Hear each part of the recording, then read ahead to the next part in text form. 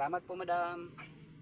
Hello, good day po sa ating mga paps, mga ka-Transportify at mga ka-customer. Nandito po tayo sa Maynila. So ayan, pakita ko yung surroundings. Umuulan. Yan, umuulan siya. Ayan yung tulay ng Binondo. So medyo umuulan. Ayan, pakita natin. So magbablog tayo, subukan natin mag-vlog kasi mahirap naman kumuha ng order kapag umuulan. So subukan natin mag-vlog. Delivery driver 2020, way back 2020, doon po tayo nagsimula mag delivery drivers, pandemic. So ayan, yung sasakyan kasi na ito nakuha natin to bago mag pandemic. So lockdown na, so babad na babad tayo sa ating mga biyahe simula noon hanggang ngayon. Ito pa rin ang trabaho natin, although marami tayong mga customer na siniservisyuhan, marami sila mga umuupa sa ating sasakyan. So papuntang Baguio, papuntang Batangas, yan, Sampa pa. Marami na tayong napuntahang mga lugar. Visayas, meron rin tayo, Bicol, meron rin tayong mga na-servisyon yan. So sa madaling sabi, bukod doon sa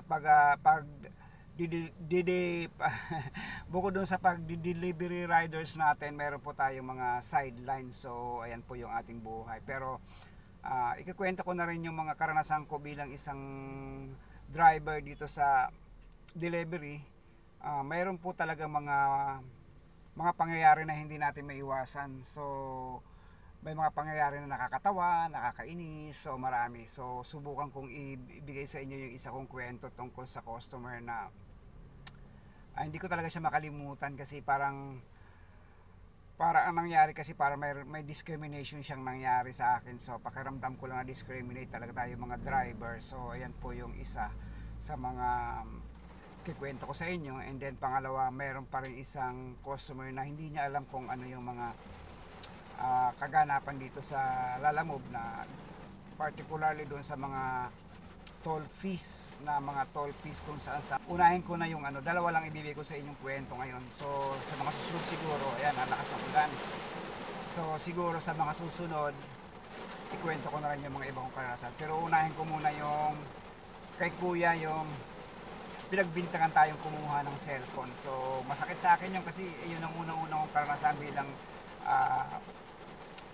Lalamove pa lang ako noon, wala pa ako sa Transportify. So during that time, lockdown yun. So pumasok ko sa isang subdivision, nag-deliver tayo sa isang subdivision. Tapos pagkatapos natin i-deliver yung mga in-order nila, after 5 minutes siguro or 10, malayo na ako sa lugar, tumawag siya sa akin, sabi niya sa akin, "Sir, ibalik nyo lang yung cellphone, kung hindi i-report ko kayo sa sa office."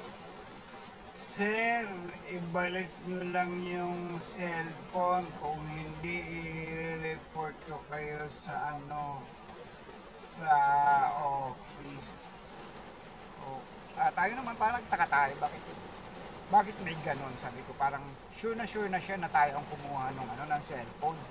Kasi ang pagkakalam ko dun sa bahay niya, medyo sikat na subdivision ito dito sa Pasig, sa Valle Verde. So syempre equip yan ng mga CCTV. So kung halimbawa naman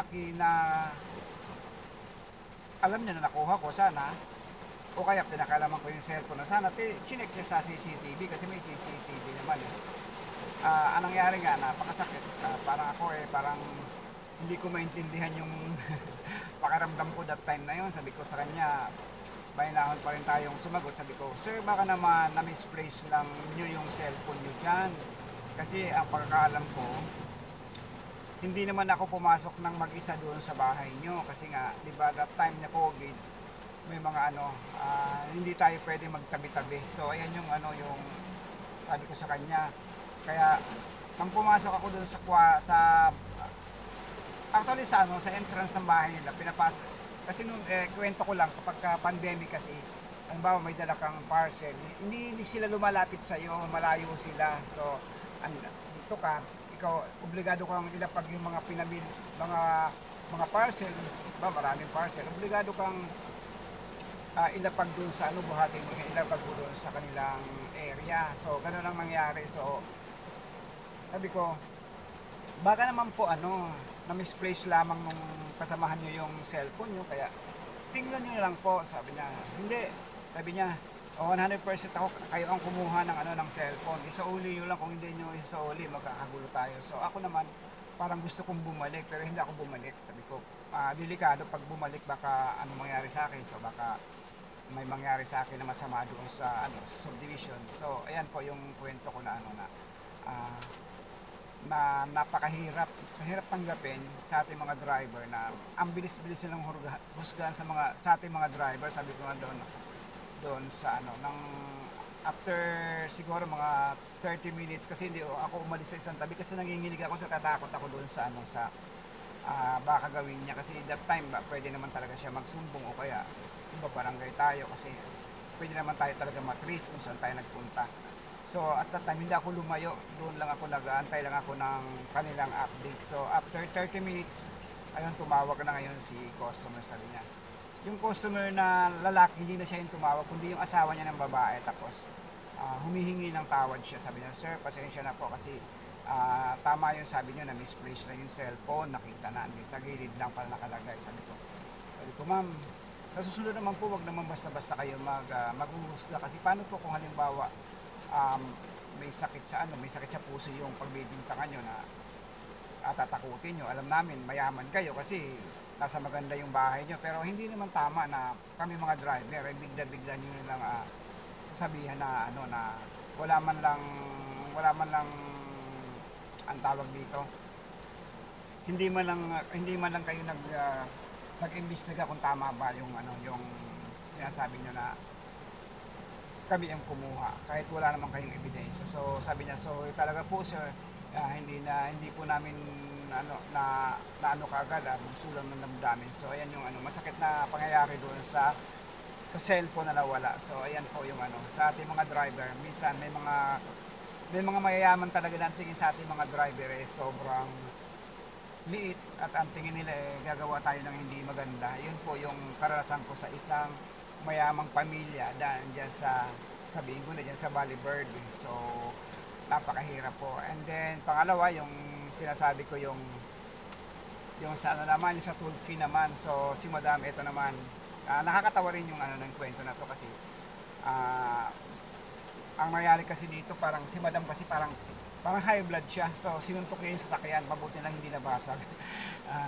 Kasi galit na galit siya talaga, kasi sabi ko sa kanya, ma'am, yung kwento nito, nang pumunta ako sa drop off, so sabi ko sa kanya, ma'am, meron po tayong babayaran toll fee dito, idaan ba natin sa toll fee? Sabi niya, hindi sir, bayad na po yung toll fee niyan, kasi na yan, yung bayad na yan, kasama yung toll fee dyan. So sabi ko sa kanya, ma'am, hindi po ganon, kasi lahat po ng delivery fee, hindi po kasama ang toll fee doon.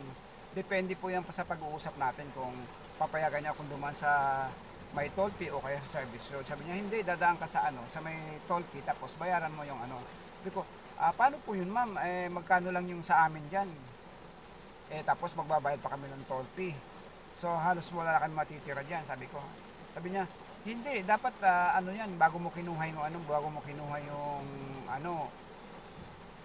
alam mo na yan. Sabi ko, ma'am, hindi po ganun, hindi po talaga kasama yung toll fee sa delivery fee. So galit na galit siya. Sabi ko, ma'am, kung halimbawa makipagtalo kayo sa akin, wala po akong magagawa, cancel ko na lang po yung order niyo. Sabi niya, hindi pwede yan. Sabi niya, i-report kita, sabi niya sa akin, kasi sabi ko kasi i-cancel na lang. So nagalit siya dun sa pag sinabi ko ng ika-cancel natin. So ayan po yung karanasan natin sa mga customer na hindi po talaga datihan na nagbubuk, o kaya sarado lang talaga yung nila. Siguro may pumapayag ng driver na gano'n. So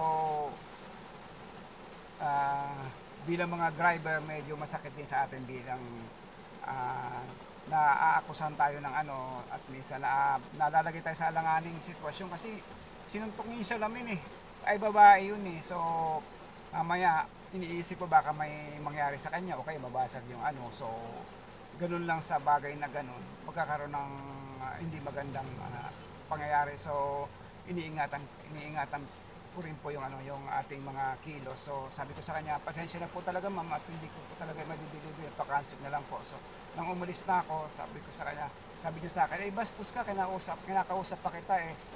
Sabi ko, ma'am, wala na po tayong dapat pag-usapan kasi sinabi ko na po sa inyo, kung gusto niyo, may gusto po kayong malaman, tawag na lang po kayo sa opisina. So ayun na yung huli kong usap sa kanya. Sinundan niya ako sa sa kotse, tapos sinumpong niya yung salamin. 2 beses na sinuntok, tapos galit na galit. Sabi niya, wala niya ka, ganun. Mga medyo hindi ko maintindihan ko yung mga sinasabi niya. So ayan po yung karanasan natin bilang isang driver.